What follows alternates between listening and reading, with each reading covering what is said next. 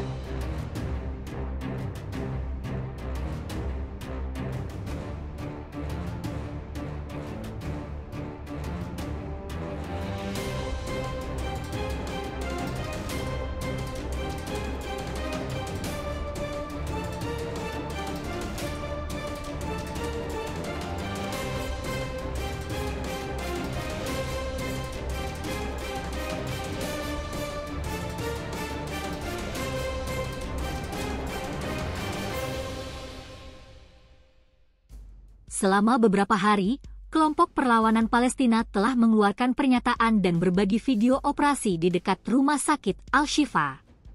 Israel telah menginvasi rumah sakit Al-Shifa sebelumnya.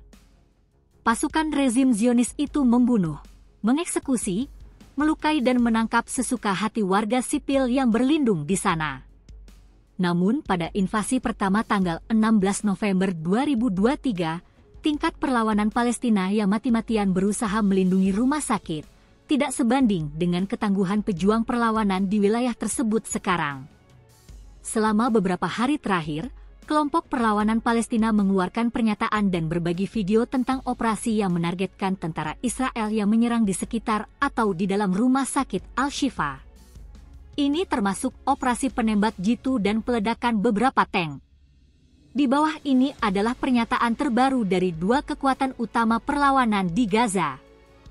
Pernyataan tersebut dikomunikasikan melalui saluran Telegram mereka dan dipublikasikan di sini dalam bentuk aslinya.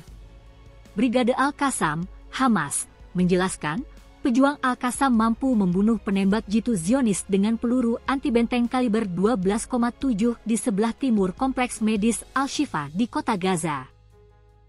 Tentara Israel curi 843 miliar rupiah dari Bank Gaza. Pasukan militer Israel dilaporkan mencuri lebih dari 200 shekel atau 843 miliar rupiah dari markas besar Bank Palestina di kota Gaza.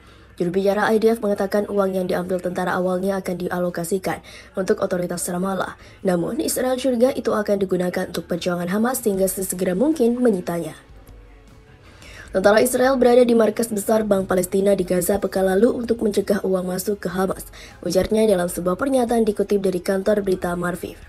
Meskipun Mahkamah Internasional mengeluarkan putusan sementara bulan lalu, Israel tetap melanjutkan serangan mematikannya di jalur Gaza.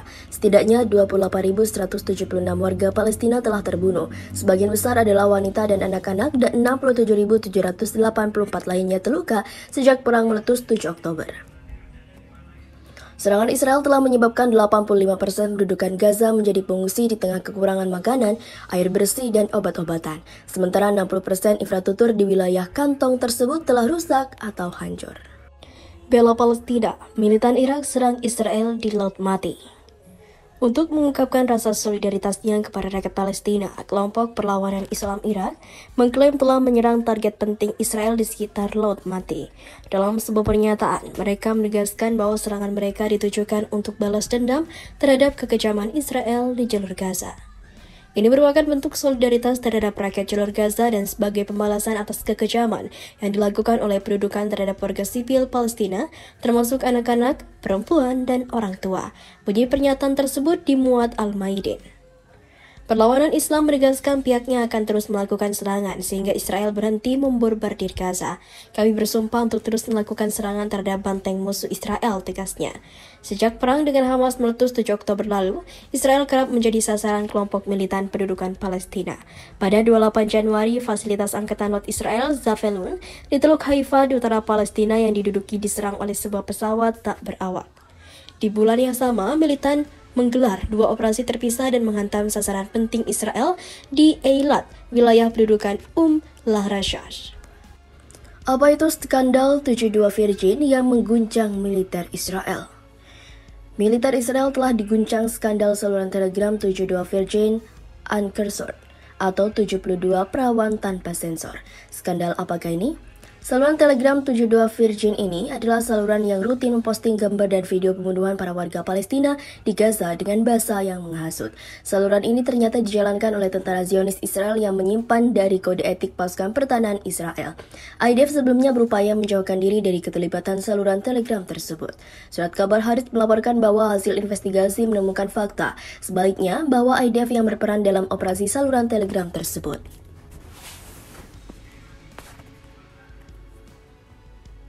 Setelah laporan media itu muncul, IDF akhirnya mengakui bahwa bagian dari internal mereka berada di balik saluran Telegram tersebut untuk halayak atau halayak Israel di mana menggunakan memposting gambar-gambar warga Palestina yang tewas dan mereka klaim sebagai milisi Hamas untuk mengaruhi opini mengenai perang Gaza. Menurut laporan Haaretz, Departemen Pengaturan IDF yang bertanggung jawab atas perang psikologis terhadap orang asing menciptakan saluran 72 Virgin tanpa izin dan tanpa otoritas. Namun IDF bersikeras bahwa mereka secara tidak ada hubungannya dengan saluran yang dijalankan tentaranya itu. Tidak ada alasan bagi IDF untuk melakukan kampanye pengaruh terhadap warga Israel di Israel, kata IDF. Di saluran tersebut, pengguna memposting jenazah warga Palestina yang diklaim sebagai milisi Hamas yang berlumur darah dengan bahasa vulgar. Anda tidak akan percaya dengan video yang kami dapatkan. Anda bisa mendapat tulang mereka berderak, bunyi postingan itu.